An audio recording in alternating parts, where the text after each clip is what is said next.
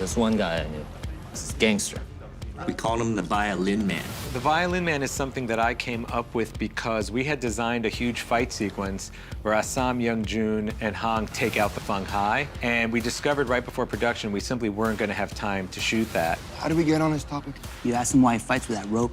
Oh, yeah. So instead, we decided to do something very much in the school of Quentin Tarantino, and we wrote the story of the Violin Man that's told in this slow pullout so that you realize as the story's being told that that fight's already happened and the Feng Hai are largely dead. Rope man, you tell any Feng Hai still breathing. They work for us now. I don't think anyone is still breathing. That works too. I think it's important when you have villains or people who do morally questionable things to show that they're coming from somewhere. And I think it's important to show Buckley's past, to show why he is maybe a bit of a twisted individual. Don't take it!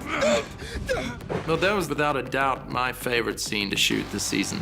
Don't take my leg! Please! I remember getting the email from production saying, would you be okay with live maggots on your leg? They were on a prosthetic wound. It was thin enough for me to actually be able to have felt them crawling on me. We're interested in having paper villains or paper heroes. Everybody has to have the thing that hurt them. It was really important to us to show Buckley's backstory so we could understand and have maybe a little bit of sympathy even for who he is now.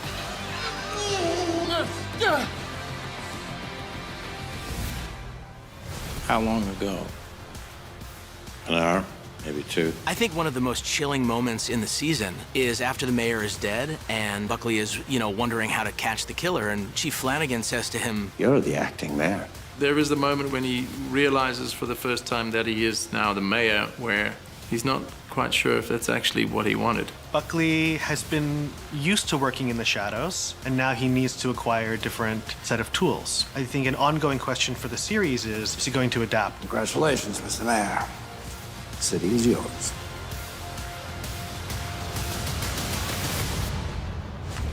Officer?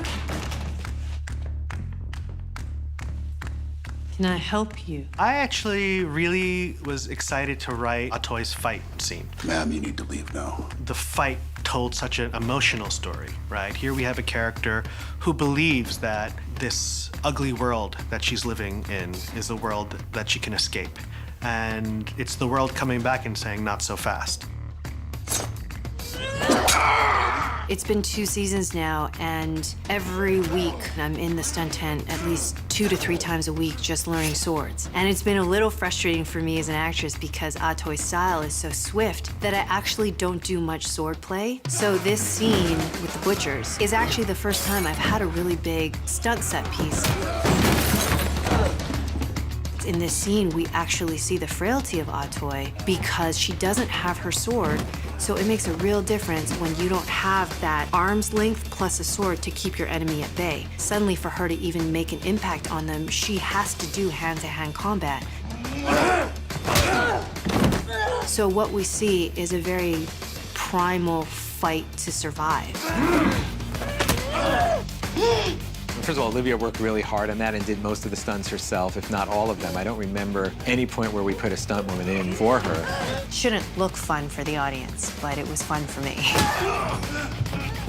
Toy's taken the beating, but in the end, she is going to find her way back to that sword to win the fight.